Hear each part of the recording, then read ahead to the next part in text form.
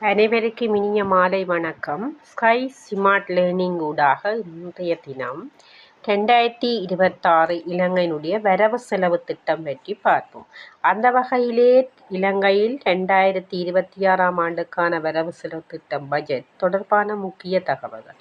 அங்கீகாரம் தேசிய மக்கள் சக்தி அரசாங்கத்தினால் 2026 ஆண்டுக்கான வரவு செலவு திட்டம் 157 மேலதிக வாக்குகளால் நாடாளுமன்றத்தில் நிறைவேற்றப்பட்டது. 158 ஆதரவு, 1 எதிர்ப்பு.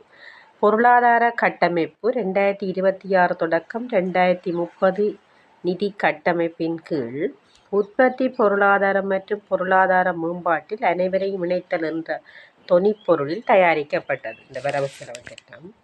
முக்கிய ஒதுக்கீடுகள் தேசிய இருதய பிரிவை உருவாக்க 12,000 மில்லியன் ரூபா ஒதுக்கப்பட்டது. சுபசரிய சேவைக்காக 4.2 மில்லியன் ரூபா. ஆராய்ச்சி மற்றும் புதிய கண்டுபிடிப்புகளில் வணிகமயமாக்கலுக்காக 1000 மில்லியன் ரூபா ஒதுக்கப்பட்டது. சுகாதாரத்துறை பட்ஜெட் 6,04,000 மில்லியன் ரூபாயாக அதிகரிப்பு. மக்களுக்கான நிவாரணங்கள் தரம்5 புலமைப்பரிசில் நிதியுதவி 750 1500 உயர்வு.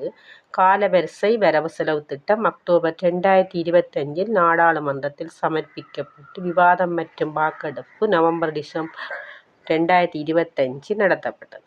2026 ஆண்டுக்கான வரவு செலவு திட்டம் 2030 ஆண்டுக்குள் மொத்த உள்நாட்டு உற்பத்தியை மேம்படுத்துவதை நோக்கமாக கொண்டது.